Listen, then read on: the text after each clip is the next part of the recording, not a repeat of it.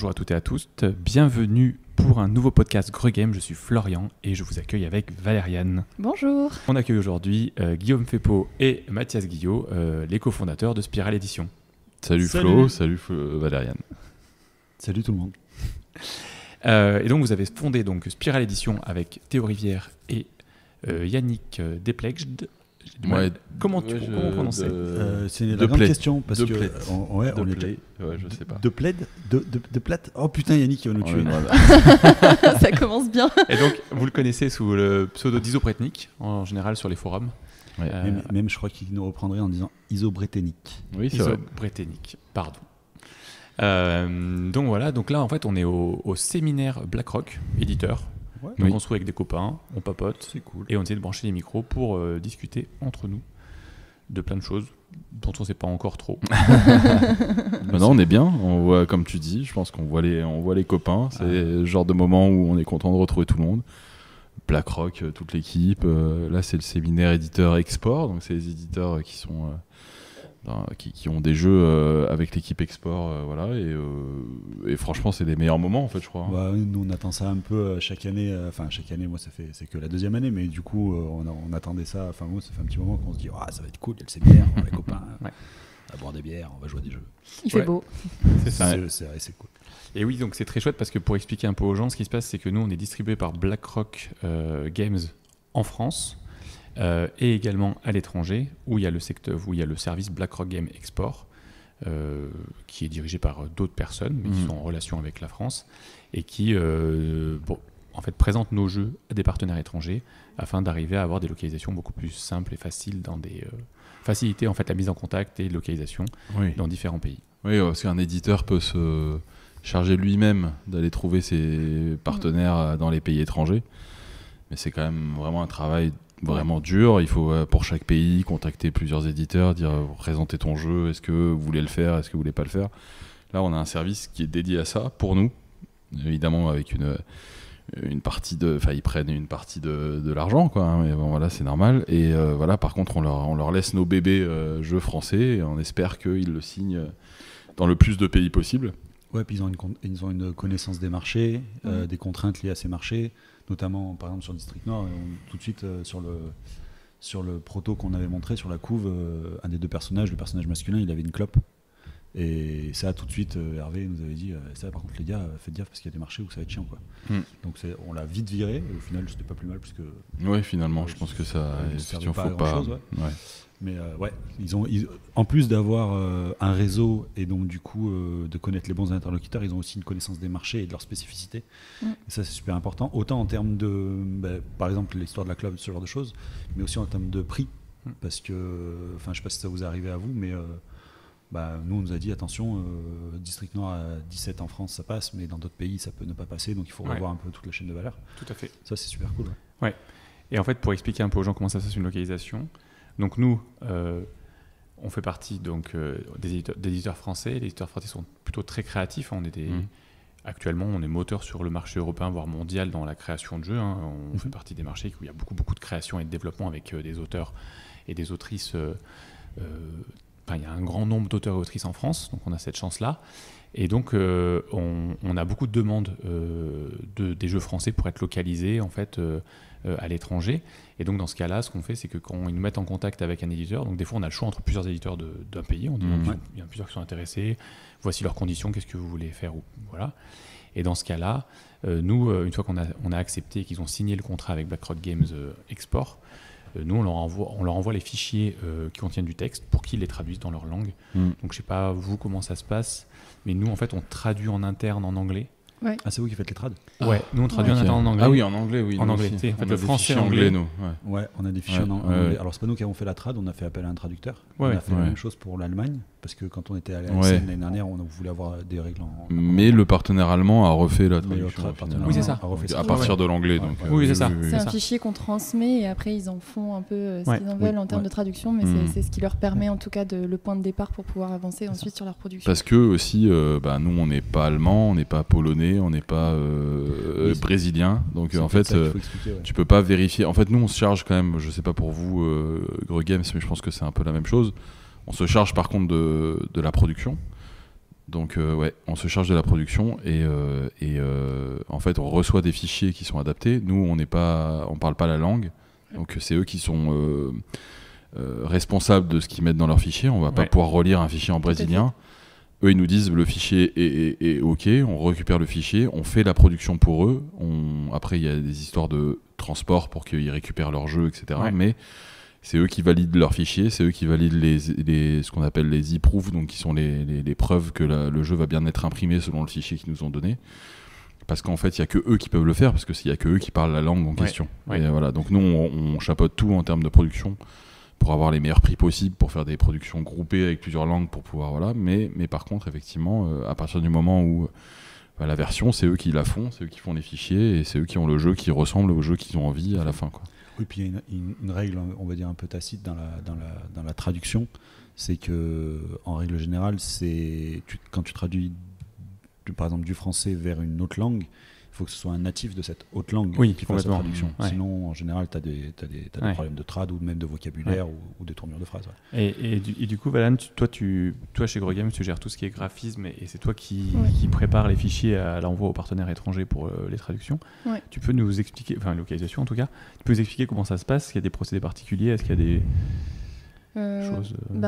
disons que c'est vrai qu'on a tous notre manière de travailler, on va dire, et c'est vrai que pour avoir reçu des fichiers du coup qui avaient été créés par d'autres graphistes, il faut essayer de simplifier le process pour que ces fichiers soient faciles à prendre en main, qu'il n'y ait pas trop de difficultés. Après, c'est des choses assez techniques, mais sur l'export de certains documents pour que, en fonction de l'imprimerie sur laquelle on va aller travailler, du coup les paramètres soient les bons pour que les couleurs, quand elles sortent, elles soient identiques.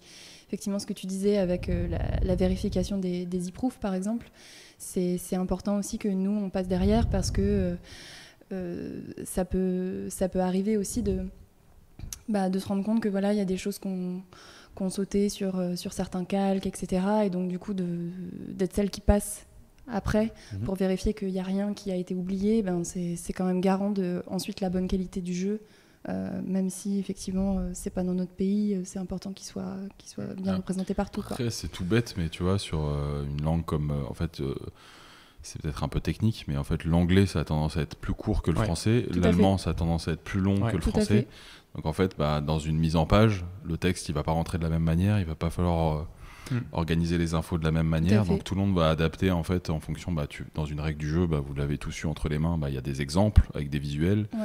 Ces visuels, ils vont pas marcher de la même manière parce qu'ils vont pas être faits de la même manière. Les mots sont plus longs, les indications sont pas les mêmes. Il y a aussi des contraintes culturelles, parfois. Absolument. Sur des choses, sur des jeux particuliers dans ce que ça raconte, mais aussi dans l'organisation d'une règle, en fait. Nous, en France, il y a une manière de faire qui peut-être va pas être la même dans d'autres pays, donc chacun va s'adapter à ça, quoi. Après, tu vois, nous, on a vécu ça parce que jusqu'à maintenant, nous, on faisait que localiser nos jeux. Donc, c'était assez simple. Nous, on envoyait nos fichiers, puis derrière, effectivement, c'est du travail, en fait, quand même, d'avoir des localisations. C'est-à-dire que, comme on vous dit, on récupère les fichiers. On doit vérifier qu'il n'y a pas de blagues, de mots qui sautent, d'exemples qui n'ont pas été traduits, parce que des fois ça peut arriver que nos partenaires font pas gaffe et ils traduisent pas une partie d'un exemple ou des choses comme ça. On leur signale les règles. Voilà. Tu sais, quand sur des petits jeux rarement, mais sur un Nidavellir où il y a plusieurs exemples, il y a des choses, ça peut arriver qu'il y ait des phrases qui sautent ou qui soient pas traduites. Du coup, on fait attention à ça. Et nous, on a localisé 2 jeux, Hamlet et The Artemis Odyssey, et en fait, on a eu ça, c'est-à-dire que passer de l'anglais américain au français, ça faisait des textes beaucoup beaucoup plus longs et il faut après du coup reformuler pour avoir quelque chose de plus concis, d'un poil plus court et avec le moins de mots possible dire le plus de choses, tu vois, parce qu'en fait il faut faire gaffe parce que surtout qu'en plus les Américains ils avaient fait sur les pamphlets d'Artemis, c'était une phrase d'action et derrière plein de petits points de précision mais écrits avec une seule phrase. Et quand tu arrives sur du français, arriver à repréciser ça, c'est pas la même chose. Ouais, on se rend pas compte du temps qu'il faut pour que... en fait, ça doit rentrer dans le même nombre de pages, exactement.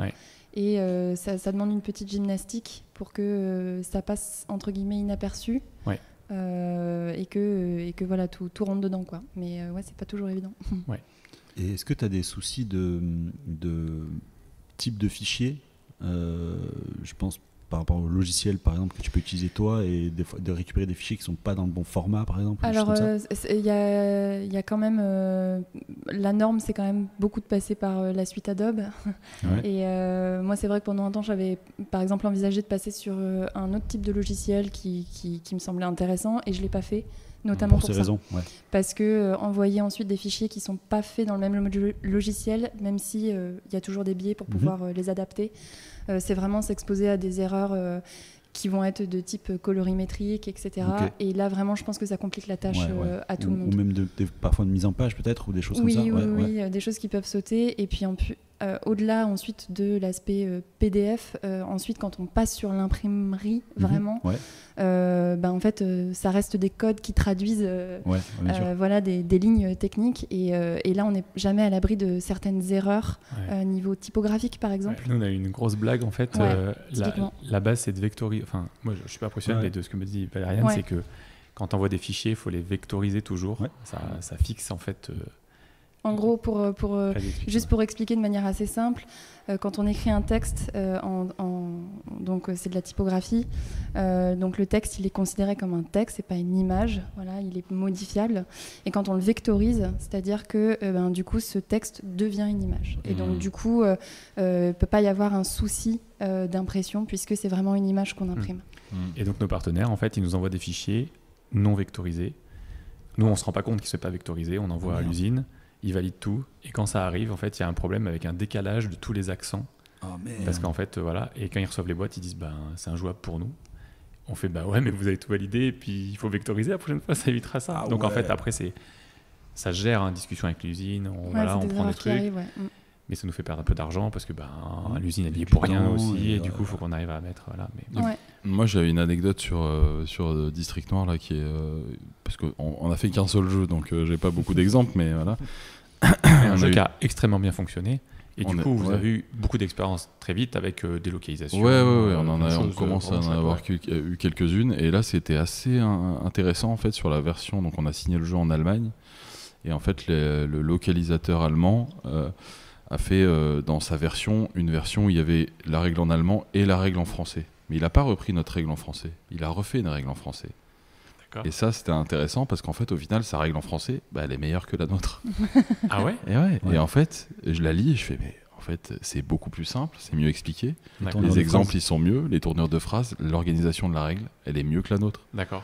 Et du coup, moi, pour la prochaine réimpression, avec leur accord et tout ça, on va se dire, est-ce qu'on peut pas reprendre leur structure, leur machin, parce qu'en fait, c'est voilà. Et du coup, tu sais, ça t'amène. C'est intéressant. Une fois que tu me le montres pour voir, c'est intéressant de voir. Parce que la vôtre est très bien déjà dans District Noir. C'est oui, limpide, non, en fait. on est assez content, mais en fait, tu te rends compte que quand t'as pas de recul, en fait, parce que toi, t'es sûr de ton truc et tout. Tu t'as beau faire relire à des gens, et même nous, notre version, elle nous a mis du temps à être faite. On a eu beaucoup de temps pour le faire. On l'a construite à 4. On l'a construite à 4, on l'a fait relire à des gens extérieurs, etc. Et elle est très bien. Carrément. Mais juste, en fait, la règle allemande, elle est plus concise. Les informations sont parfois dans un autre sens. L'exemple, il est juste un peu amélioré. Tu fais en fait, c'est ça qu'il fallait faire, quoi. Mais je pense qu'en fait, effectivement, le fait d'avoir du recul et de pas être impliqué dans tout ce qui est développement de tout ça, tu arrives des fois à être plus efficace parce que tu vois l'essence de la chose à mettre en avant, en fait. Alors que toi, des fois, tu te dis ça, c'est important, alors qu'en fait, faut pas appuyer dessus et ça se. Et à titre purement technique, je sais que le fait d'avoir fait 2 localisations, du coup, j'ai reçu les fichiers qui avaient été faits par d'autres graphistes. Moi, j'ai vraiment appris des choses. On en apprend tous les jours et c'est super. Mais j'ai vraiment appris des choses sur certaines manières dont étaient faits les fichiers. Par exemple, implémenter des pictos dans du texte, c'est quelque chose que je faisais de manière à la main. C'est ça. Et par exemple, sur Nid d'Avenir, je l'avais fait à la main et sans me soucier de comment ça allait être ensuite reçu par d'autres personnes. Et là, c'est vrai que pour Roa, par exemple, je l'ai pas du tout fait comme ça. Et en fait, j'ai appris et je pense que c'est beaucoup plus facile ensuite pour les autres qui recevront le fichier de le faire comme ça. De travailler derrière.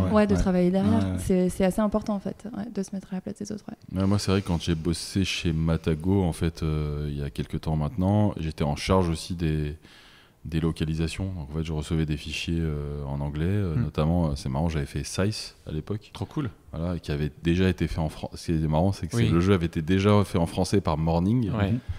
Et ensuite, donc j'avais la version anglaise, j'avais la version française de Morning, Ouais. et on a refait une version française différente de celle de Morning, où on a un peu essayé de gommer des trucs qui allaient pas et tout, etc. Ouais. Et là, en fait, c'est quand même un peu une traduction dans un bouquin. En fait, il y a des livres qui sont traduits par un traducteur, et tu fais retraduire. Mettons, je dis n'importe quoi, mais voilà, mais c'est un livre. La traduction d'un traducteur sera pas la même que celle d'un autre traducteur. Tu vois, un livre va ressortir et ça n'a pas que ça n'aura rien à voir, mais en fait, il y aura vraiment des choix. Ouais. Ça, c'est une forme de vraiment, création. Mais, Ouais. et c'est ça ça. reste et c'est des choix éditoriaux en fait. Ouais, C'est pour ouais. ça que c'est important aussi, c'est que oui, la règle elle arrive. Si par exemple Hamlet est traduit par nous ou par vous, c'est Ah oui, pas oui. c'est pas les mêmes textes. Alors pourtant c'est la même règle, vous jouez peut-être au même jeu, mais ça sera pas forcément les mêmes orgasmes. tournant de Il y a phrase, du choix de ouais. vocabulaire. Ouais, Tu c'est vois, ça, le, tout à fait. le traducteur d'Harry Potter, il a dû trouver des mots en français qui correspondaient au jeu de mots qu'il y avait dans la version anglaise, et il a fait ses choix qui auraient pas été les mêmes mots par d'autres choix. Et dans Game of Thrones, ça marche aussi. Ouais. C'est marrant, t'as vraiment des noms qui fonctionnent bien en anglais. Le mec s'est creusé la tête pour trouver des mots en français qui pouvaient faire la même sonorité, la même machin. Ouais. Il y a quand même un truc vraiment fort. C'est un Mais boulot on de m'a fou. raconté, alors je sais pas, toi tu as bossé dans l'édition de livres, Ouais. et a priori il y a un truc qui me dit que le premier traducteur de Game of Thrones, a priori il a pris de grosses libertés en mode... C'est possible. Enfin, moi j'ai entendu dire, alors je te dis le truc, c'est qu'il aurait dit en fait qu'il avait pris des libertés parce qu'en gros le style de R. Martin il était pas foufou, tu vois, et du coup en fait il a enjolivé des phrases, Ah ouais, il a mis des trucs et ouais, tout, et en ouais. fait, et au C'est fur et à presque mesure... chaud, ça. Ouais, mais a priori, Oui, un peu. ça a plu en fait au public français. Ah ouais, d'accord. Mais par contre, l'éditeur original, après, il a eu vent du truc, et a priori, ils lui ont dit d'y aller mollo. Et en fait, au fur et à mesure, je crois qu'il diminue ce genre de choses Ah et ouais. qu'il est de plus en plus fidèle au texte. Et vers la fin, je crois qu'ils ont même changé de traducteur. Je crois. Enfin, tu vois qu'il y a un truc, mais a priori, D'accord. les premiers, quand tu les vois, ils sont vachement. Enfin, moi, je l'ai Ouais. pas lu, mais. Ouais. Mais c'est marrant, il y a d'autres histoires sur la roue du temps, notamment, qui est une D'accord. grosse saga de fantasy où ils ont changé de traducteur au milieu. Et en fait, il y avait la personne qui a repris la traduction, elle a pas lu Ah, ça, c'est les moche, anciennes ça, par versions contre. et elle a Oh changé là des là termes là là là au là. milieu Ça, du ouais. truc. Mm. Catastrophique. Chaud. Très, C'est très chaud. compliqué. Et en même temps, ça, c'est- c'est une faute professionnelle. C'est un peu, C'est tu vois. à la fois de sa faute et en même temps, c'est un éditeur, en fait, il se doit de donner un tableau où tu lui dis, Bien en sûr. fait, Oui, c'est tel c'est truc, En ça a fait, été il y a un cahier des traduit comme charges quand ça. même. Il y a des machin, contraintes qui sont voilà, fortes c'est liées ça, à ça. la traduction. Ouais. Et si ça n'a pas été fait, le mec il s'est dit bah ok, et vraiment il avait traduit genre c'était le truc d'une arme, c'est passé de épée à lance quoi, tu vois. Ah C'était ouais, vraiment un ouais, truc, donc et ça en plus c'était un change truc vraiment l'imaginaire. vraiment sur un peuple très particulier, D'accord. sur un truc. Non, mais c'est sûr qu'il y a beaucoup d'impact. Et là, récemment, il y a une maison d'édition française. Alors, je sais plus le nom, malheureusement, ils ont fait un Ulule avec tout Lovecraft retraduit par un spécialiste du Oui. genre. Oui, oui. Ah, Et en ouais. fait, du coup, moi, j'ai tout repris. Et en fait, a priori, j'ai hâte parce C'est plus que ça a fidèle. l'air d'être. Oui, soi-disant plus. A priori, c'est plus Mm. fidèle. En fait, le gars, il a tellement bossé sur Lovecraft qu'en fait, il y a toute la culture. Il s'imprègne toute Ouais, la culture pour ouais. essayer de vraiment coller au texte. Et j'ai hâte parce que je pense que je vais redécouvrir tous les Ah, il y a tous les moyen, ouais. romans et les nouvelles d'une façon Mm. différente un peu parce que Ah ouais, c'est À, chouette, à ça. titre plus anecdotique, j'avais regardé une interview du Français qui a fait les traductions des noms des Pokémon. Ah ouais. Oh, oui. ça va être Et ouf ça. c'était super Ouais. intéressant parce que Ça va vraiment, il racontait toute dingue. la démarche. Et en fait, c'est une démarche vraiment créative Ah ouais. de partir de l'origine et de ce qui est dit dans la langue Ouais. d'origine et de faire quelque chose qui va correspondre à ça et en même temps va parler au public français à qui il s'adresse. Et il y avait vraiment un truc, c'était vraiment fascinant. Il y avait une recherche aussi sur le son et comment Ouais. ça a été dit pour que ça cale bien avec Ouais, tu vois, tout à le fait. nom et son pouvoir un peu. Il y avait ce petit côté. Oui, parce qu'il y a des jeux de mots dans faut que ça les, pop dans dans la les bouche et noms, tout, tu et vois, puis faire il y a ça. une manière de le dire, Ouais. et puis en plus, ils disent tout le temps leur nom, donc Ouais, c'est c'est une ça. espèce de cri, donc il faut quand même que ce soit. Ouais, exactement. Non, c'était vraiment très intéressant Ouais, ça, parce ça qu'on va être n'imagine pas dingue. en fait, ça Ouais, le paraît boulot. tellement naturel Ouais, et ouais. à Oui. partir du moment où c'est naturel, c'est que c'est bien fait généralement. mais- Oui. Ouais. Et puis alors, en plus, quand on parle de Pokémon, Ouais, il y a bah voilà, des clairement, la validations de la responsabilité. Pokémon Company, c'est très cadré, Ouais, et tout, ouais, etc. ouais. C'est compliqué, mais ouais, là on parle beaucoup de genre d'éditorial, et en fait Ouais. on est quand même dans un séminaire export où, et en fait, je sais pas si ça intéresse les gens, mais moi j'ai appris un truc, c'est que Ouais. les éditeurs, et vous avez plus de recul que nous, Spiral Edition, on Je a sais un pas. jeu, Ouais. tu vois.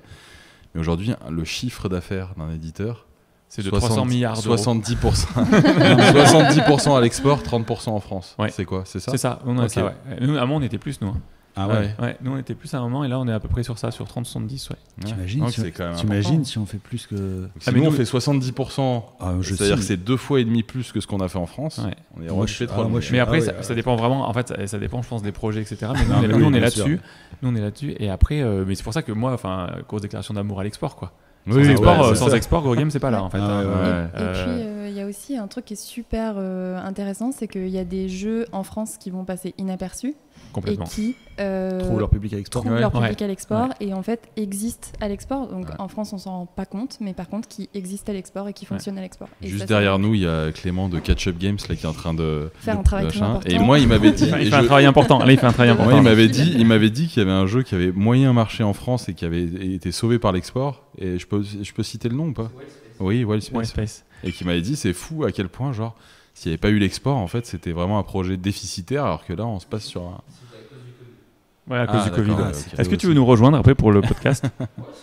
Je peux te laisser. Tu viens? Non, on t'assera. Là, il charge des bières, il est occupé. On se mettra sur un seul micro. Oui, voilà, en fait, on parle des localisations, de l'export, de l'édition. Donc, viens quand tu veux. Viens, on est bien. Allez. Ouais, cool. Je laisse mon micro. Oui, Attends, viens prendre une chaise et mets-toi à côté de moi. Hop, on fait un petit switch. Et salut Clément. Salut. Donc Clément de Catch Up Game nous rejoint. Bonsoir.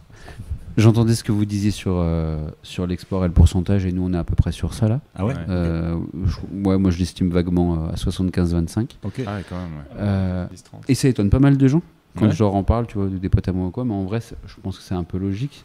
Dans la mesure où t'as pas 192 pays qui achètent tes jeux. Oui, mais le marché est quand même plus grand en export qu'en France. Ça veut dire qu'en France, un seul pays fait 25%, quand une dizaine d'autres font 75%. Oui, tu vois, c'est pas énorme. Ça veut dire que le marché français, il est quand même très développé. Est-ce que c'est, pardon de te couper, mais est-ce que c'est sur tous les jeux où tu as 175-25, ou il y en a qui vont être kiff-kiff, voire... par exemple, comme je pense ton Wildspace, justement, 90-10. Est-ce que la proportion, elle est toujours plus importante à l'export qu'en France? Ouais. Toujours, nous, oui. Ouais. Est-ce que c'est systématique? En fait, je crois que les cas, et c'est pas le cas de Catch Up et de Gros Games, je pense, mais c'est des jeux qui sont soit des jeux sur les mots, soit sur les trucs très culturels. Oui, là, pour le coup, où là, tu vas pas avoir d'adaptation qui est facile à l'export. On parlait de Fiesta. On a eu deux trucs bizarres. On a eu Connectim qui s'est vendu normalement en France, un tirage, tu vois, et qui s'est bien exporté. Ah oui, c'est un jeu de mots. Cyrano, c'est pas du tout exporté et on le vend qu'en France. Et pourtant, on avait fait, comme d'habitude, en fait, quand on fait un jeu, on fait directement une trad anglaise. Du coup, grâce à Camille Bonnard, qui est notre traducteur et qui est britannique d'origine, donc ça fait qu'il nous a fait les rimes en anglais, etc. Donc on a quelque chose de solide de ce point de vue-là. Donc c'est vraiment une aide pour eux, mais ça n'a pas du tout. Voilà. Est-ce que c'est le nom Cyrano et le truc côté vraiment héros français de machin? Je pense que je sais pas. Moi, je me pose la question sur une licence BD, tu vois, par exemple. Si jamais tu as une licence BD qui est très forte en France, mais tu sais que la BD franco-belge, elle ne sort pas beaucoup de la France. Est-ce que c'est pas un truc qui forcément te sectorise un peu, te limite un peu à la France? Si, c'est sûr. Là, tu vois, nous, on est en train de travailler peut-être sur une licence qui est vraiment franco-française ou franco-européenne, on va dire. Balance pas. Non, je dis pas. Allez. Il n'y a rien qui est signé. Mais en tout cas, si jamais on le fait, je pense qu'on va pas prendre les droits US ou internationaux pour l'instant parce qu'il n'y a pas de place pour. Vaut mieux voir comment ça se passe en France, et si ça va bien, on développe après, tu vois. Et après, moi, c'est marrant parce que j'ai bossé dans le milieu du livre pendant genre 5 ans, et c'est vraiment l'inverse. C'est-à-dire qu'en fait, le marché du livre, quand tu fais un livre, il est écrit en français. T'es marché français, t'es éventuellement la Belgique, la Suisse, le Canada, enfin le Québec. Et pour aller prendre ton texte et que ce texte il soit ensuite traduit en anglais, qui sorte aux États-Unis, foutre le veto, quoi. Et c'est vraiment 5%, 10% de ton chiffre quand tu as une maison d'édition, quand tu as de la chance, qui est des versions étrangères. Et ton principal chiffre d'affaires, il est franco-français, quoi. Sinon, faut faire des Astérix, quoi. Après, t'as aussi pas mal de pays, tu vois, où le marché du jeu de société est pas hyper mature, comme l'Espagne, l'Italie, où ils n'ont pas forcément beaucoup d'éditeurs, et ils ont un public qui arrive, et donc du coup, en fait, c'est un peu les Français qui en profitent, voire les Allemands, les Américains, et qui du coup, c'est facile de s'exporter parce que tu as des joueurs et ils n'ont pas de production en interne. Il n'y a pas d'éditeur là-bas sur place, quoi. Nous, on en connaît assez peu, tu vois. Tu dois avoir des trucs comme Horrible Guild ou qui sont des gros éditeurs, mais en fait, t'en as pas tant qui font de la prod. T'as des distributeurs aussi qui sont. Après, ça peut être amené à changer. Le marché, il va aussi se développer chez eux. Ça va forcément créer des vocations. Il va y avoir des éditeurs et donc du coup, ce sera plus difficile d'exporter. Mais c'est vrai que le marché, enfin, les éditeurs français, tu l'as dit au tout début, je crois, du podcast, de dire qu'on était un peu moteur sur la création européenne, voire mondiale aujourd'hui. Et nous, je veux pas faire de la pub, mais du coup je vais en faire un peu, mais sur le podcast Playback que moi je fais avec Rexou et Fred. C'est de la pub, c'est de la pub. Placement de produit. Mais franchement, on a vu la France arriver en force, tu vois. Mais le marché d'abord dans les prix, hyper en avance. Genre vraiment quand Dixit a gagné le Spiel, c'était vraiment, c'est la première fois qu'un jeu français gagnait un Spiel, peut-être pas la première fois, mais voilà. Et derrière, tous les 2 ans, voire tous les ans, t'avais des jeux français et ça devenait la nouvelle norme en fait. Les jeux français c'était les nouveaux jeux en fait qu'il fallait faire, parce que aussi il y a eu un effort aussi sur le visuel. On a été très fort là-dessus, je crois. Carrément. On a apporté un truc un peu de DA qui a été vraiment très fort. T'as quand même des éditeurs comme Yellow, Libellude qui ont beaucoup tiré sur ça par exemple. Ouais. Par rapport aux jeux allemands qui étaient marron et gris, qui sont toujours marron et gris. Moi le souvenir que j'ai, c'est la couve d'Abyss. La couve d'Abyss, pour moi, elle a été vraiment révolutionnaire avec cette image sans logo, sans nom, sans rien du tout.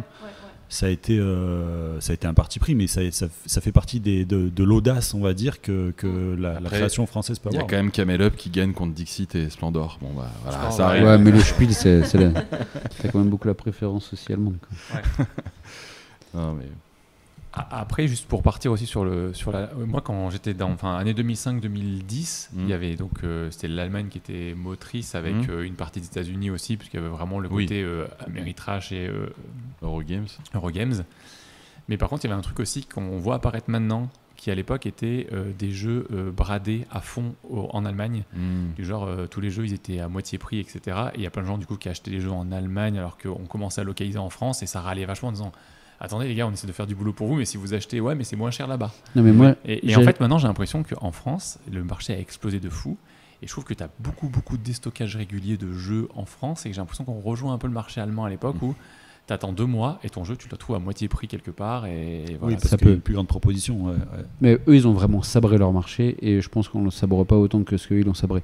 Moi, je me rappelle, jeune, j'avais pas trop d'argent, j'ai acheté des Tikal et des Puerto Rico en allemand sur le eBay allemand. Tu vois, c'était un sens que Tikal, c'était 3 €, et je me payais 10 € de frais de port, et les Allemands, ils comprenaient pas, ils disaient, mais t'as 10 € de frais de port, mais tu fais, mais t'inquiète, un Tikal à 13 €, c'est ok, tu vois, de toute façon, il n'existe pas chez moi à l'époque. Et je sais pas si vous vous souvenez, mais à l'époque, donc Philosophia, qui s'occupait des localisations de beaucoup de jeux allemands ou d'autres pays, ils faisaient la chasse. Ils refusaient de mettre leurs règles en ligne parce que les gens achetaient les versions originales à moins cher, ils téléchargeaient la règle et ils pouvaient jouer. Et que du coup, c'était pas possible. Quand tout à l'heure je te parlais du marché italien, tu vois, où ils n'ont pas d'éditeur, nous on a des partenaires italiens qui nous ont dit ça, ils nous ont dit maintenant en fait nous on priorise les jeux où il y a beaucoup de texte, parce que le problème qu'on a, et je pense que maintenant c'est encore pire parce que c'est hyper facile pour un étranger d'acheter chez Philibert, tu vois, et de trouver la règle sur BGG.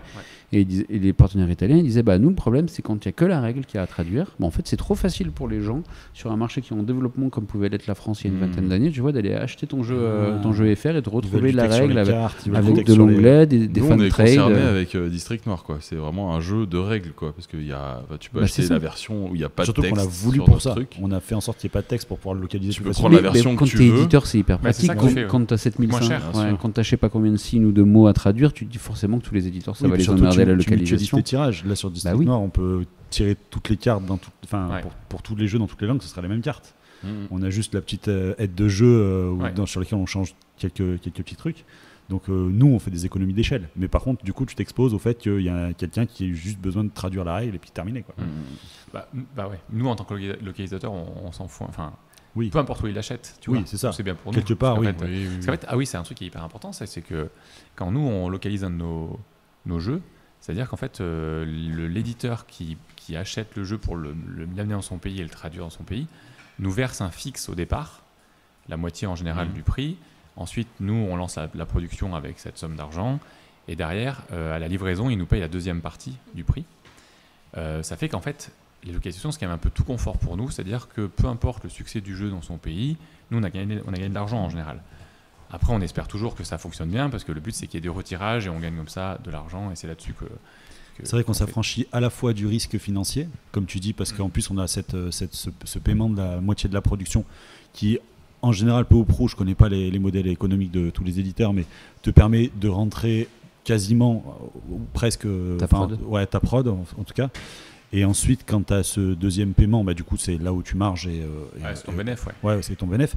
Et en plus de ça, il me semble que c'est la même chose pour tout le monde, mais on s'occupe pas du transport. Non. Donc tu n'as même pas ce risque où effectivement quand ton jeu il vient de Chine, alors ça se fait de moins en moins, et qu'il prend le bateau et que tu es un peu en train de croiser les doigts qu'il lui arrive pas une misère dans le container, là en fait le transfert sur PC se fait au cul de l'usine, comme on dit. Et là en fait toi tu as touché ton argent, le bébé il est dans ses mains, et puis c'est entre guillemets plus ton problème, c'est toujours ton problème, parce que comme je dis, tu as envie que ça se passe bien, parce que tu as envie que la relation elle continue, elle s'inscrive dans la durée. Et puis si lui ils vont bien, il t'en rachètera. Évidemment. Et puis surtout il pourra peut-être à tes prochains jeux aussi, parce qu'il bien sûr.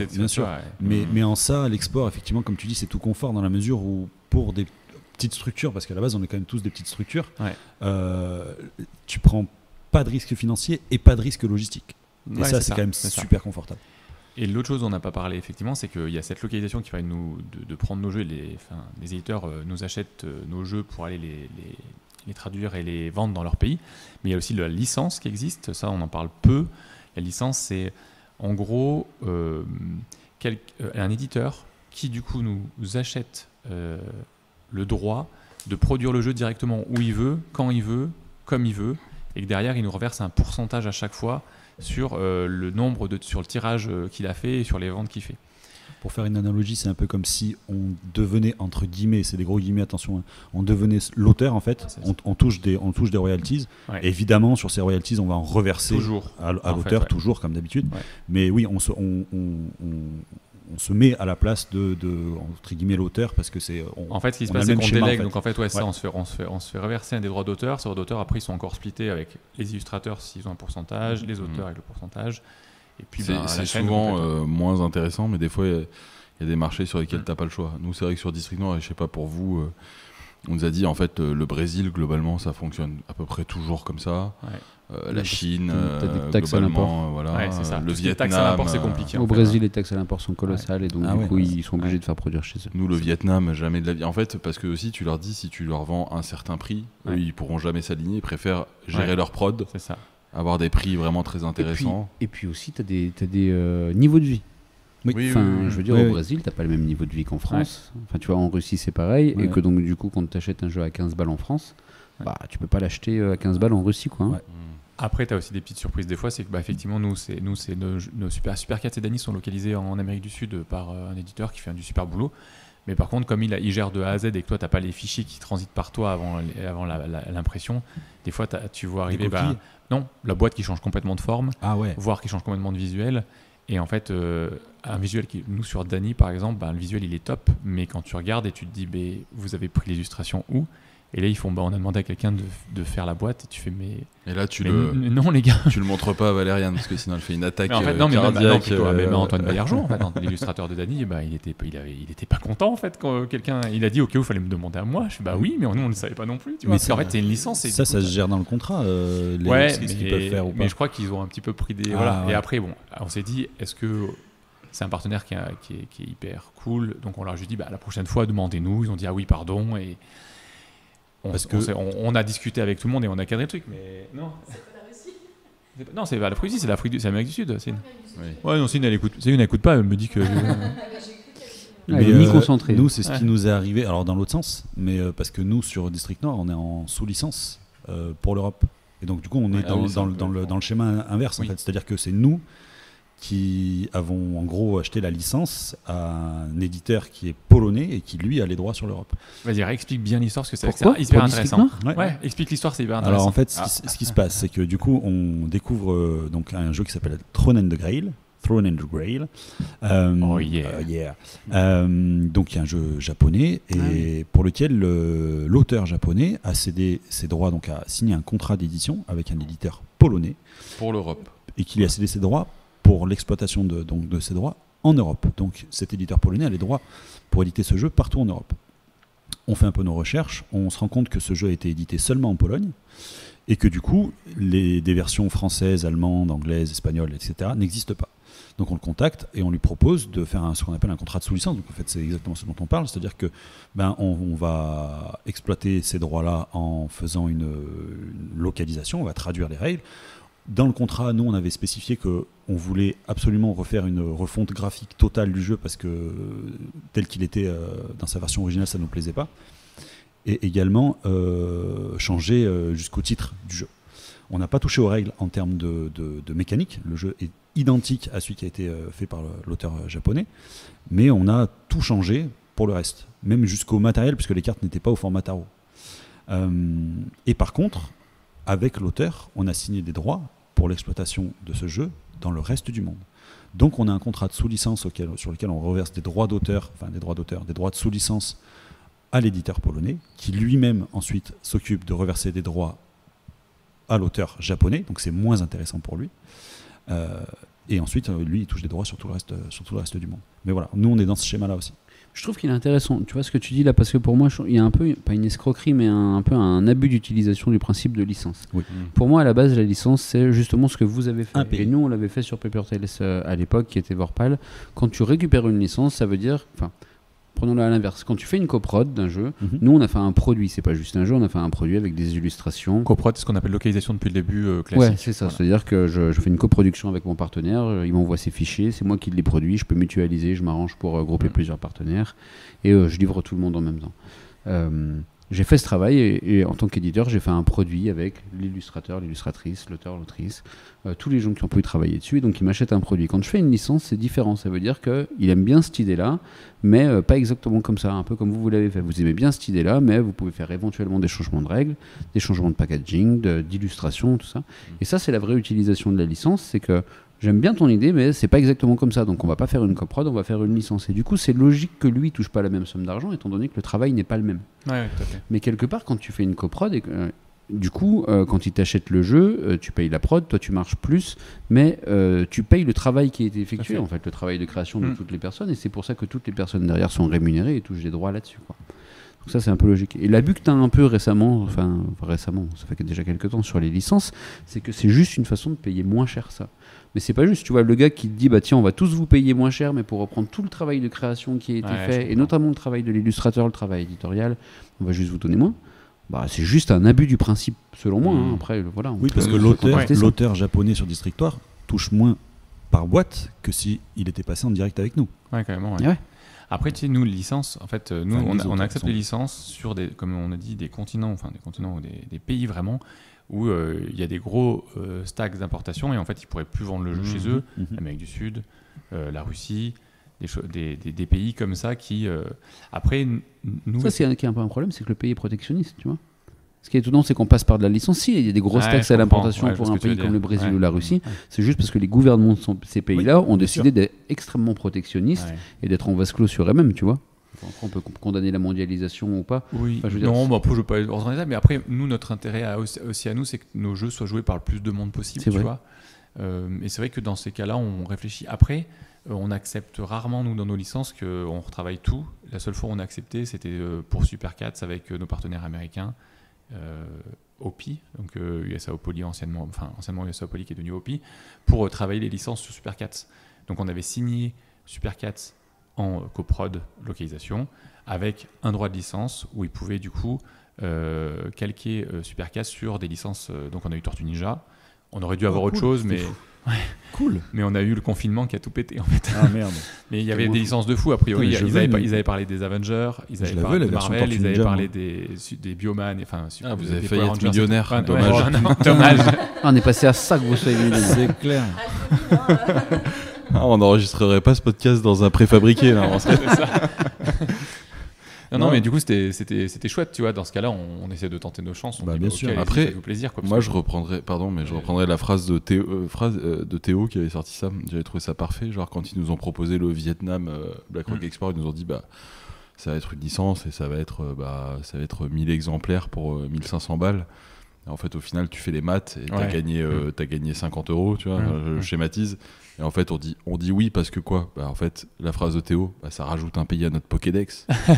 Parce que pour que pour que le jeu soit joué par le plus de monde possible, en fait. T'es content, tu te dis. Après, c'est peut-être une réflexion de petit éditeur. Enfin, tu vois, c'est de mecs qui sont pas à fond business et qui se disent juste c'est cool que les gens jouent à notre jeu. Et effectivement, ça fait un peu de boulot pour au final pas gagner grand chose. Ça fait beaucoup de boulot par rapport à ce que ça rapporte. Et à la fin, si jamais effectivement tu es en mode, et je peux comprendre très bien, il faut faire tourner la structure, est-ce que tu vas vraiment perdre du temps entre guillemets? Je sens que vous allez me tacler par rapport à ma déclaration de ce matin. Non, absolument pas. Non, je comprends complètement. Mais je comprends complètement. Le jeu est sorti dans 27 pays. Tu fais toujours une com à la fin. Tu fais, ouais, c'est génial. Ouais. Et sur les 27 pays, il y en a 12 où tu as gagné 50 €. Super, génial. Mais c'est pas grave. Et puis après, il y a quand même un vrai bonheur à recevoir toutes les boîtes. Je vois Nidavellir, par exemple. C'est quand même quelque chose de recevoir toutes les boîtes avec le titre traduit dans toutes les langues. Et bon, au bout d'un moment, quand tu déménages et que tu as 36 boîtes, c'est plus un plaisir. Bon, de toute façon, je les jouerai jamais, mais elles sont quand même là, tu vois. Ça fait vraiment plaisir. C'est vrai, nous, on n'est pas encore à cette phase-là. On n'a pas reçu nos boîtes de District Noir dans les. Mais on a fait quand même District Noir. Alors, ce qui est fou, quand même, la bonne histoire, quand même. Donc, on signe avec les Polonais pour l'Europe. On signe avec les. Ah, j'ai 2 histoires. Avec les Japonais pour le reste du monde. Quand les Polonais, première histoire, les Polonais nous signent d'abord 5 pays. France, et ils sont pas radins. France, Allemagne, tu vois, déjà pas mal. Et puis Suisse, Belgique, Pays-Bas, je crois. Ok, d'accord. Ouais. Et donc le jeu, il démarre bien. On leur dit, maintenant, il faudrait donc BlackRock Export nous dit, vous avez que 5 pays, il va falloir étendre, les gars, parce que nous, on a des partenaires qui vont être intéressés. Ok, négocier avec les Polonais d'étendre à toute l'Europe. On donne les chiffres, tu t'aimes pas bien faire ça. Tu arrives au machin et tu dis, on a bien cartonné là. Ah oui, d'accord, ok, très bien. Tu te dis, ils vont soit te redemander de l'argent. Oui, en vrai, ça s'est pas passé comme ça, mais ils ont laissé traîner. Nous, ce qu'on pense, c'est qu'ils ont essayé d'aller vers les Japonais pour leur dire, les pays du reste du monde, là, vous voulez pas nous les donner aussi? Parce qu'on a un mec qui va être intéressé d'avoir les. On n'a pas eu la confirmation, hein, mais bon, en l'occurrence, nous, on les avait déjà devancés, on avait déjà les droits monde, donc du coup, voilà. Les digitaux. Et donc du coup ça c'est la première histoire, et la deuxième histoire évidemment je l'ai oublié. Si, avec le Japon, ah oui voilà, c'est ça. Et ouais, exactement. Et quand tu signes en fait donc là on signe avec les Polonais, on signe avec les Japonais pour le reste du monde. Et les Japonais ils gardent toujours le Japon. Ils gardent toujours le Japon parce qu'en fait le modèle des jeux au Japon c'est donc des game market. Les auteurs ils font des jeux en 500 exemplaires, ils les vendent sur des game market 2 fois dans l'année. À 500 exemplaires, et l'année d'après ils refont un autre jeu, ils revendent à 500 exemplaires, puis l'année d'après ils refont un autre jeu. En fait ils ont un projet tous les ans, c'est leur modèle de création et de machin, et ils gardent toujours le territoire japonais parce que ils veulent vendre leur version à eux sur leur territoire. De temps en temps ils passent le cap parce qu'aujourd'hui le jeu au Japon il commence à y avoir des éditeurs japonais, et du coup ils trouvent un éditeur japonais pour faire le jeu au Japon, et là c'est le cas. Donc là sur Throne and the Grail ils trouvent un éditeur japonais qui veut faire Throne and the Grail, rigoler, qui est le nom de l'éditeur Japon. Et en fait, finalement, Rigolet voit le succès de District Noir et nous contacte et dit on aimerait bien faire la version District Noir finalement. Et donc, et ils ont quand même les droits, nous on touche pas de droits. On gère leur prod par contre. Et on leur vend une certaine valeur l'exemplaire où on va faire notre marge, etc. Mais c'est eux qui vont payer les auteurs, etc. Ça crée beaucoup de sous-traitance dans votre District. Ils achètent leur prod. Et on a un District Noir en japonais, mon gars. C'est trop bien, ça. Il y a marqué District Noir avec les kanji, quoi. C'est magnifique. Nous, la plus belle boîte de Nidavellir, c'est la coréenne, c'est Mandou. Et en fait, ils sont allés jusqu'à utiliser les runes de Nidavellir pour écrire Mandou en runes. Tu m'as dit ça. C'est tellement beau, ça. C'est là où du coup c'est un peu rajouter des trucs à ton Pokédex, c'est un peu les trophées en fait. T'exposes ça un peu comme on a réussi à le mettre. On a hâte de la recevoir, ça. Ouais, c'est clair. Et j'avoue, ce que j'ai kiffé, c'est ramener Nidavellir en Scandinavie, en fait, tu vois. Quand c'est Lotapeli qui a pris Nidavellir pour Norvège, Suède, Finlande, et tu te fais allez, c'est trop cool. Roi, c'est aussi un mot de quelle langue? Ouais, c'est finnois. Ouais. Et on l'a pas encore dans ce coin de l'Europe. En Finlande, ouais. L'Otapeli, qu'est-ce qu'ils font, les gars là? Je sais pas, ça va venir. Pour la petite histoire, mon frère qui est en Islande un jour m'envoie une photo. Il a un seul magasin de jeux de société à Reykjavik, qui fait à peu près la vente de jeux de société pour toute l'Islande. Et j'avoue que j'ai eu un petit chaud au cœur quand il m'a envoyé un jour la photo en disant il est là. Allez, c'est bon ça. Ça fait plaisir quand même. Donc gros marché l'Islande, on le sait, gros marché. La croque là. Non mais c'est chouette, ouais. Du coup, c'est un beau succès, là, District Noir. Ouais. Vous êtes à. On est à. Combien c'est pas indiscret? Non, c'est absolument pas indiscret. Alors, nous, on est dans une transparence. C'est qu'est-ce qu'on compte totale. En fait, quand ça marche, t'as toujours envie d'en chier. Ouais, je t'avoue que même si ça marchait pas, je pourrais quand même donner les chiffres parce que. Vous voulez quel chiffre? Vous voulez quel chiffre? Parce qu'en fait, c'est compliqué de savoir quel chiffre donner. Tu comptes ce que tu as vendu en France, mais ce que tu as imprimé pour l'étranger. Alors, ce qu'on a. Alors, oui, mais ce que tu as vendu aux boutiques en France, donc le chiffre, ok. Non, dans ce cas-là, en fait, c'est important, à la on est à 39 000 exemplaires vendus aux boutiques en France. C'est énorme. Et on a signé pour entre 35 et 40 à l'export. 11 000 en Europe, sans compter la Hollande qui en a pris 10 000. 10 000, les gars, vous n'êtes pas du tout à 70%, 30%, là, vous avez moitié, vous êtes 50-50, les gars. Oui, c'est pour ça que nous, on veut bien 70-30 en fait. Parce que ça veut dire qu'il y a encore beaucoup de marge à l'export. Nous, quand on nous annonce 70-30, on va leur dire à BlackRock, il va falloir bosser, les gars, on n'est pas à 70-30. Mais par contre, Acropolis a annoncé ses 100 000 exemplaires vendus, et nous, on est trop à la retraite. On a perdu l'Asdor, et en plus, on est moins qu'Acropolis. Ça, pas du tout. Est-ce que c'est parce qu'on a perdu l'Asdor qu'on n'a pas les 100 000? Peut-être. Probablement. Mais en tout et pour tout, par contre, moi c'est aussi ça que je vois, mais on a tiré pas loin de 100 000. Oui, c'est ça. C'est-à-dire que sur la France, on en a vendu 40, mais on en a tiré 60. En très peu de temps. Après, vous êtes allé vite, les gars. Oui, c'est le jeu sorti en septembre. C'est 9 ou 10 mois, ouais, c'est ça. C'est vraiment joli. Vous, c'est quoi le plus gros succès? Nous, c'est Q-Bird. Je rigole parce que c'est vraiment le truc qu'on ne s'attendait pas. En volume, en fait. C'est le jeu où on a dépassé 100 000 exemplaires. Mais il a eu une carrière un peu bizarre. Il a mis du temps à démarrer, que ce soit en France ou à l'étranger, mais il perdure. Il est sorti en 2018 et c'est encore un jeu là, tu vois, par exemple, il y a un reprint qui arrive bientôt. C'est le 14e print, je crois. Wow, trop bien. 14. Ouais, c'est rigolo. Après, qu'ils sont pas très gros. Mais il y a aussi il a été élu jeu de l'année aux Pays-Bas et en République tchèque. Et il marche hyper bien en Espagne. Et donc, du coup, il y a des pays où ça s'est arrêté. Mais du coup, il y a ces pays où genre ils se vendent encore plus qu'en France aujourd'hui parce qu'il est bien implanté. Une dynamique. Après, ce qui est intéressant à dire pour les gens, c'est qu'il y a cette espèce de truc de 100 000 districts noirs. C'est pas pareil que c'est moins bien que 50 000 The Loop ou 50 000 Nidavellir. Tu vois ce que je veux dire? Parce qu'il y a quand même un prix du jeu. Quand tu mets le plus gros succès, c'est vraiment le plus gros succès en volume. Le plus gros succès en chiffre d'affaires. 50 000 The Loop, c'est bien mieux que 100 000 districts noirs. 50 000 The Loop, chez nous, ça correspond plutôt à 150 000. Enfin, c'est simple, c'est le prix, tu vois. The Loop, c'est 45 balles. Q-Bird, c'est 15 €. Et nous, vous, Nidavellir, vous êtes à combien? On a 100 000. On a passé 100 000 2 ans et demi, 3 ans. Sur quoi? C'est pareil, c'est un jeu à 40 €. Nous, on a de la chance, c'est que le jeu qu'on vend le plus, c'est notre plus gros, c'est le plus gros jeu en termes de. Ça, c'est chouette. Ça, c'est le meilleur des deux mondes. C'est quand ton plus gros jeu, c'est celui que tu vends le plus. Mais on a eu des courbes des carrières de jeux particulières. C'est-à-dire que Dany nous a échappé dans le sens où vite succès. Un succès qui est pas énorme non plus, mais un gros succès d'estime et des ventes hyper régulières. Et en fait, personne communique. Enfin, il n'y a plus de communication dessus sur les réseaux. On voit très rarement des photos sur Insta, etc. Mais ça se vend. Les boutiques. Ça continue encore? Bien sûr. Les boutiques, là, il y a une nouvelle version qui vient de sortir et le démarrage, il est fou et ça repart comme si c'était trop bien. Et du coup, les boutiques se l'ont accaparé, le travaillent beaucoup et c'est trop cool.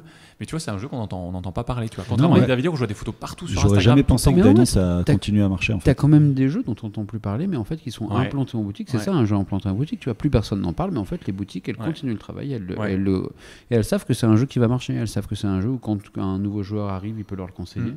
Et du coup, il sera pas déçu. Il y aura pas de problème de règles parce que les règles sont bien écrites, tout ça. Enfin, tu vois, chez les collègues de Blam, c'est Celestia. Celestia, c'est sorti, je crois, en 2014 ou 2015, je sais plus exactement. C'était mon premier SN, je crois.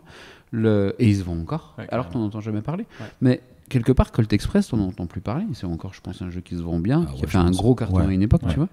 C'est les jeux installés, quoi. Mais et après, par contre, t'as des trucs comme t'as des étoiles filantes, Super Cats. En fait, il démarre lentement en 2 mois, mais très très lentement. D'un seul coup, il explose. On signe plein de localisations. Il fait 30 000 ventes on fait 30 000 ventes en 6 mois, tu vois. On est en mode. Enfin, pour nous, c'était très bien. C'est notre deuxième jeu et c'est Super 4, tu vois. On est en mode trop cool. Et puis, Covid, bam. Et là, on passe à 50 ventes par mois et fini. Ça fait feu de paille. Et là, tu fais chaud. Ah ouais. Et en fait, ce qu'il y a, c'est qu'on avait vendu plein de pays avaient pris en localisation le jeu. Et en fait, le Covid a tapé tout le monde en même temps. Donc, c'est au moment où ils récupèrent la cargaison pour la mettre sur les marchés. Et ben, ils se sont gardés les boîtes sur les bras. Ah ouais. Voilà. Et derrière, il y a eu 72 jeux quand les boutiques ont rouvert. Ouais, c'est ça. Et du coup, par contre, le pays où ils le retravaillent encore, là, ils essaient de relancer bien, c'est le Japon. au Japon, ils font plein de trucs. Ils ont fait une vidéo rigolote.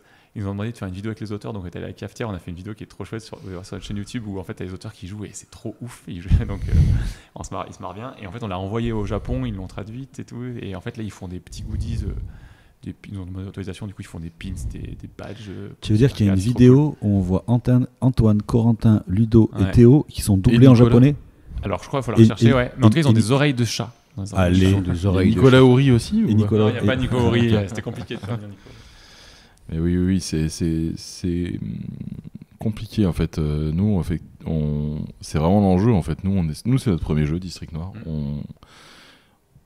Sur les 4, on a tous travaillé dans le milieu ou été très proches de gens du milieu et tout, etc. Et donc en fait, on a des réflexes, on a des attentes, on a une manière de travailler qui est un peu plus professionnelle que des gens qui se lancent comme ça et tout ça, etc. Mais on sait pas en fait. Et là, on vient de voir les équipes BlackRock et on se dit, District Noir, ça a marché, mais est-ce que vous êtes confiant sur le fait que ça va s'installer ? On a beau avoir vendu 80 000 en 9 mois et être nommé à l'As d'Or dans la catégorie tout public, on n'est pas sûr que le jeu s'installe, qu'il puisse continuer à vendre entre 10 et 20 000 par an en France, parce que c'est ça la clé en fait. Ouais. C'est le long seller, c'est pas le best seller, c'est le long seller. Ce qui est rigolo, je me rappelle du lancement de District Noir, parce que comme dit Mathias, en fait, il y a quand même de l'expérience dans ce milieu-là. Enfin, moi, j'en avais pas du tout. J'étais joueur passionné, mais j'avais jamais travaillé dans le milieu.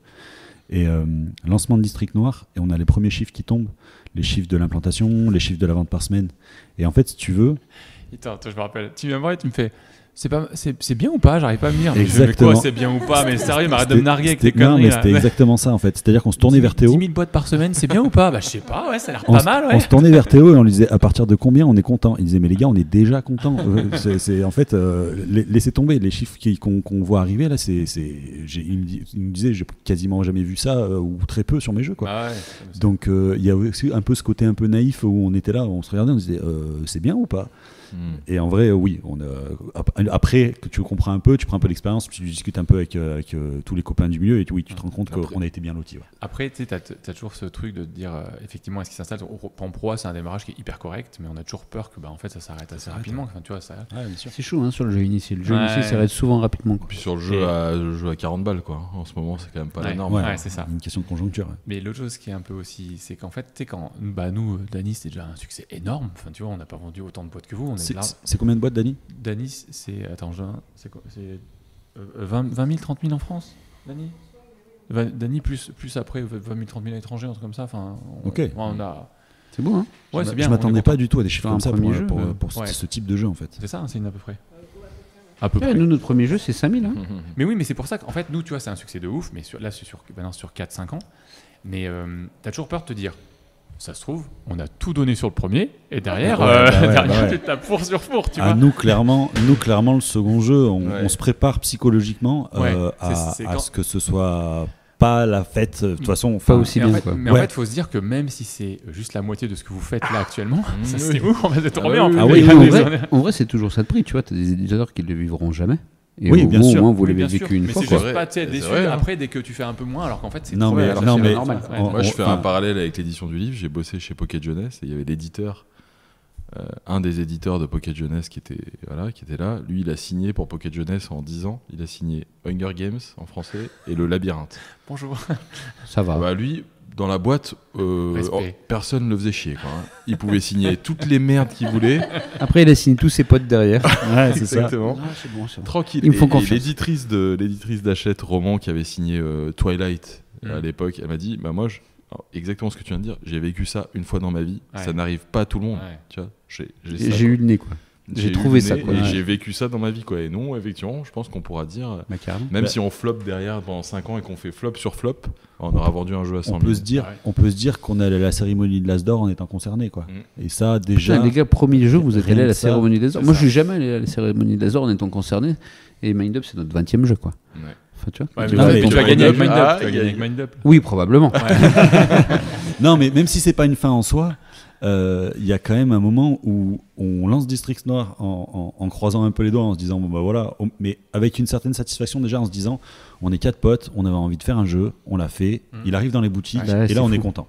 Là déjà tu vois, tu te dis t'es content, t'as fait ton taf, t'as fait du mieux que tu peux et t'attends de voir ce que ça va donner. Et bon, effectivement, le retour a été bien dépassé, bien au-delà de nos espérances. Et même, on a coché donc toutes les cases qu'on voulait cocher, on en a coché 15 de plus qui n'étaient pas sur la liste à la base, quoi. Et quand tu commences à rentrer dans cette ambiance et dans toute cette histoire-là, aller à la cérémonie de Lasdorf, moi c'est un souvenir qui restera gravé à jamais. Bah oui. C'est un truc de dingue. Donc vraiment, nous, ça a été sur un petit nuage depuis le début. On s'attend à ce qu'avec le deuxième... Est-ce qu'on peut... Ouais, vas-y. Peut-être que... Justement, est-ce que ça met la pression sur le choix du deuxième? Est-ce que vous sentez que ce succès-là fait que vous êtes... Très forcément. Et en fait, ça met la pression pas tant sur... le succès du jeu et tout, mais c'est sur déjà ta relation avec BlackRock. C'est tout con, mais en fait tu sors d'un gros succès. Derrière, si tu fais un truc pas ouf, la relation avec ton distributeur, la relation avec tes boutiques, ce que tu peux raconter. Moi, globalement, les gens qui sont autour de moi, qui sont pas du tout en milieu du jeu, ça va et tout, la vie et tout. Je fais oui, c'est cool, on a vendu 100 000. Quand je vais dire le deuxième, on a vendu 5 000, les gens ils vont tout de suite être moins contents pour moi. Tu vois. Non, et puis même au-delà de ça, il y avait aussi un côté où c'est pas tant l'envie il n'y a pas de pression financière là-dessus, parce qu'on a la chance pour le moment d'avoir un beau succès, mais c'est surtout avoir une espèce de pression il faut confirmer. C'est ok, il y a une part de chance, il y a une part de nez, il y a une part d'alignement des étoiles, tout ce que tu veux, mais il y a un moment où tu te dis aussi ok, les quatre campagnes qui sont arrivées, là, ils ont fait un jeu, ça a marché de ouf. Est-ce que c'était un coup de bol ou est-ce que c'est, tu vois, c'est jamais un coup de bol complet. En fait, moi, on m'a souvent reproché quand je me faisais interviewer de dire alors, vous avez des succès. Je dis on a eu de la chance. Non, mais voilà, bref, faut pas dire de la chance. Mais en fait, si tu as de la chance sur l'alignement des planètes, tu sors ton jeu au bon moment, etc. Mais tu as tout le travail énorme que tu as fait en amont. Si tu n'avais pas fait ce travail en amont, tu peux pas avoir cet alignement qui se crée. C'est une succession de choix, en fait. Voilà. Donc, c'est pas du pif. Vous l'avez fait, ça marche bien. C'est grâce à votre travail et effectivement quelque chose impalpable, mais qui est bien de votre travail. Et c'est pas parce que du coup derrière vous allez avoir des jeux qui se vendent pas que c'est, par contre à l'opposé, c'est pas parce que vous avez pas beaucoup bossé en amont. Tu vois ce que je veux dire, c'est que des fois t'as beau bosser tout ce que tu veux, il y a des choses, l'alignement se fait pas. Dans tes doigts, Et après tous les deux, vous êtes des bons exemples parce que genre Paper Tales. On est vraiment de très bons exemples. Hein. Vous êtes nos exemples. Et franchement, Paper Tales et Catch-up, beau succès au démarrage. C'est pas votre premier jeu, ceci. Moi, je garde en tête. Désolé, en fait, c'est notre 5e jeu, mais c'est un peu celui qui nous a fait connaître. Voilà, c'est ça. Puis il y a un énorme boulot éditorial dessus sur. Enfin, moi, je sais que vous avez interviewé à l'époque quand on était juste. C'est là qu'on s'est rencontrés. Ouais, c'est ça. Au Café des Jeux de Grenoble, on n'avait pas lancé Gros Games avec Céline et en fait, je trouve qu'ils ont fait. J'adore partager, je trouve qu'ils ont fait un super boulot dessus. Et du coup, je les avais interviewés et vous avez expliqué exactement tout ce que vous aviez fait sur la réflexion dans la création des pictos et tout ça. C'était taré. D'ailleurs, c'est Yannick qui vous avait amené. C'est Yannick qui nous avait mis. Alors, c'est pas lui qui nous l'avait amené, c'est Seb l'avait vu quand il travaillait chez Plateau, tout ça, et donc du coup on avait contacté Yannick parce qu'on savait qu'il était en contact avec Masato. Et Paper Tales et donc Dany, donc voilà. Et en fait, au final. Disclaimer vite fait, excuse-moi, en fait, c'est 33 000 ventes au total. Même en monde, donc en fait je me suis un peu emballé. Tu t'es fait rattraper par la patrouille. Non, mais c'est bien, j'ai demandé Vérif, elle m'a sorti le tableau. Donc voilà. J'ai l'impression qu'il y a quelqu'un en coulisses qui t'a dit n'importe quoi. C'est bien, c'est la chef qui est derrière. Non, mais c'est vrai, voilà. Donc en fait, c'est pour vous dire que pour nous, 33 000, c'est un super succès. Mais c'est chouette. Alors que vous faites 3 fois plus en 6 mois. Du coup, ce qui est ça, c'est nous, ça nous montre que c'est fou ce que vous faites. Nous, ce qui est bien, c'est que ça nous met moins l'impression dans le sens où après, il y a eu des modèles où tu te dis, mais en fait. Derrière, tu peux faire des jeux qui marchent moins bien. Tu peux reconfirmer 3 ou 4 jeux après. C'est pas grave. Ni d'Avelir, Q-Birds ou d'autres, The Loop, tu vois, qui derrière sont des beaux succès. Oui. Et tu te dis, c'est pas grave. Il y a quelques trucs qui marchent pas, et puis hop, il y a un truc qui marche, puis il y a quelques trucs qui marchent pas, puis hop, il y a un truc qui marche. Nous, ça a toujours été notre truc, tu vois. Enfin, ça a été mon truc quand j'ai décidé de quitter mon taf d'avant pour mettre à plein temps sur Catch-up. C'était de dire, cette espèce de modèle de dire il faut une locomotive pour marcher. Je me suis dit on va dire que non, t'es pas obligé, tu vois. On va le péter, pas le péter parce qu'il y a des gens qui le font comme ça. On s'est pas dit on va faire un truc que les autres n'ont jamais fait. Non. Mais ça m'embêtait un peu, tu vois. Il y avait un truc un peu parce que je suis d'accord avec Flo sur le. Ok, t'as du travail, mais t'as toujours de la réussite, tu vois, et à un an près, ton jeu qui pourrait cartonner, en fait, il cartonne pas, etc. Ouais. Et donc, du coup, ça m'embêtait un peu de dire, un jour, il faut absolument qu'on trouve ce jeu pour en vivre. Moi, ça va pas le faire, tu vois. C'est une pression mentale, ça un va peu être trop compliqué, quoi. Ouais. Et donc, du coup, l'idée, c'était de dire, on va toujours faire des jeux qui sont suffisamment ok pour en vendre un certain nombre, et ça sera jamais des cartons, mais en fait, après, c'est un peu rude parce que du coup, tu peux jamais. Je vais te reposer, quoi. Ouais, c'est ça. C'est-à-dire que le jeu que t'as fait, il t'a fait vivre, mais il faut toujours faire le jeu d'après qui marche autant. Là, on a un peu de jeu d'avance, tu vois, on peut faire des fours, on en a déjà fait. Mais en fait, ce qui est bien, c'est qu'en fait, parmi ces jeux-là, donc là, c'est pas nécessairement le cas d'avoir eu l'Evergreen à 300 000, mais ce sera peut-être le cas sur un de ceux qui vont arriver. En fait, tout est possible à chaque nouveau jeu. En fait, c'est ça. T'es jamais à l'abri que ça te tombe dessus, quoi. Voilà, exactement. Vous êtes pas pour le running gag, je ne me fais encore corriger. Alors, les 33 000 boîtes, c'est bien Super 4 ce que j'avais dit, 30 000 boîtes, d'accord. Et en fait, Dany, on est à 53 000. Allez. Donc, c'est pas mal. C'est pas mal. Est-ce que Céline pourrait pas venir au micro pour que t'arrêtes Non, de balancer des faux chiffres, elle préfère me montrer les tableaux en me disant regarde. Alors je prends le On veut Céline, elle me fait c'est pas le bon jeu, c'est pas le bon jeu. Mais j'ai mes tableaux Excel que tu regardes jamais. Voilà, les fameux tableaux Excel. Et tout ça, en fait, alors le fait d'avoir des jeux qui fonctionnent, ça te permet aussi de faire des kiffs en fait, comme nous, de s'amuser à vouloir lancer une gamme famille-enfant qui n'a pas très bien marché, mais qui était une envie, ou de faire du fragment, ou même de refaire Cyrano. Ouais, où tu sais que dans tous les cas, même si le jeu fonctionne, ça sera pas un truc qui va te faire forcément manger, mais c'est vraiment un plaisir en fait. Ça te permet de faire un jeu non pas pour le vendre ou non pas pour le succès commercial qu'il peut être, parce que tu as conscience du fait qu'il peut ne pas plaire au plus grand monde, mais juste parce que c'est un jeu qui te fait kiffer et que tu as envie de le faire en fait. Et à partir du moment où tu as cette liberté là et de pouvoir se dire bah ça en fait ce jeu moi je l'aime bien, je le kiffe et j'aime bien la mécanique qu'il y a dedans, j'aime bien l'univers, bref il y a un truc qui me fait plaisir dedans. Il plaira peut-être pas au plus grand monde, mais en tout cas nous il nous plaît.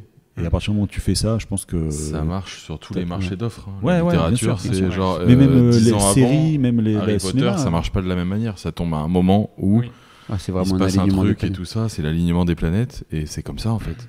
Et tu peux pas contrôler ça. C'est Astier qui disait qu'à propos de Kaamelott, quand il avait fait sa série, il l'a fait parce qu'il avait envie de faire ce qu'il faisait kiffer. Et après, ça te plaît pas. Et ça a plu à plein de monde, tant mieux. Mais à la base, lui, il s'est toujours dit je fais le truc comme j'ai envie de le faire en fait. Ouais. Et si tu fais ça plein de fois d'affilée et que ça marche pas, après, t'as la liberté de bouffer des pâtes. Ouais, c'est ça. Tu peux toujours faire ça. J'ai bien kiffé. Maintenant, j'ai bien kiffé mes pâtes. Maintenant, j'ai kiffé mes pâtes. Un peu de tortilla, mac and cheese. En fait, tu fais toujours, en tant qu'éditeur indépendant comme nous, on fait toujours ce qu'on veut et ce qu'on aime, heureusement.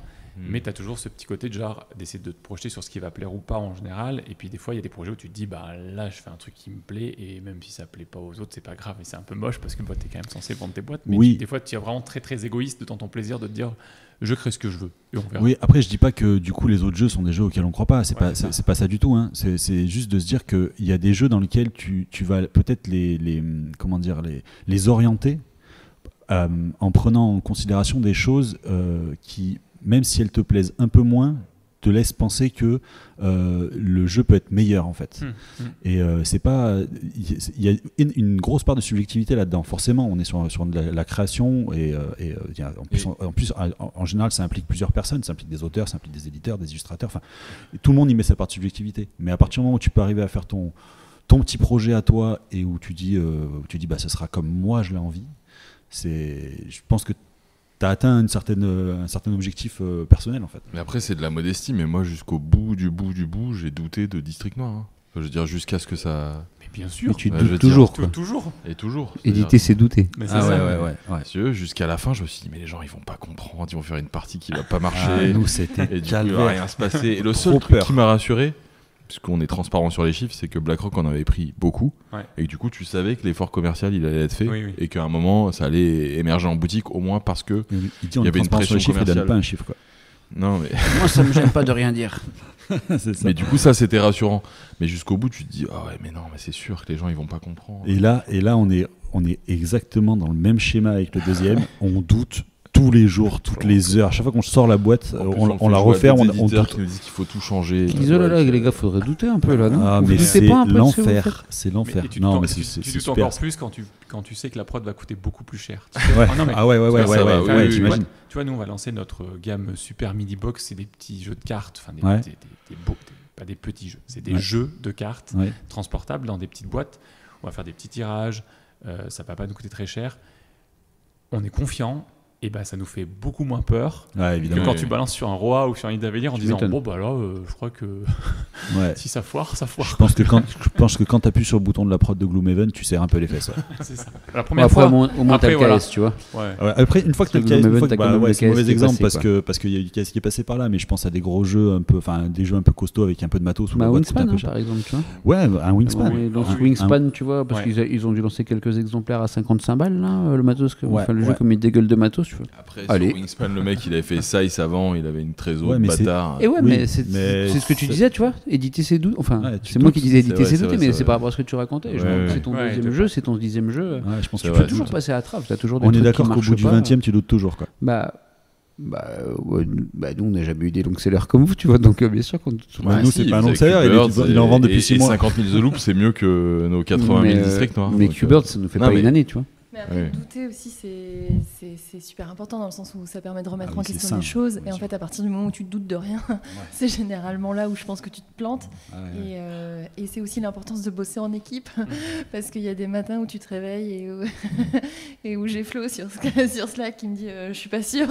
Et c'est important quand même d'en discuter. T'es sûr qu'on appuie sur le bouton là maintenant, là comme ça? En fait, moi, je pense que faut jamais pêcher par certitude. En fait, j'aime pas qu'on me dise non, c'est sûr que ça. Bah non, comment ça, c'est sûr en fait. Moi, j'aime bien. Moi, j'exprime beaucoup mes doutes dans l'équipe, pas forcément à l'extérieur, mais dans l'équipe.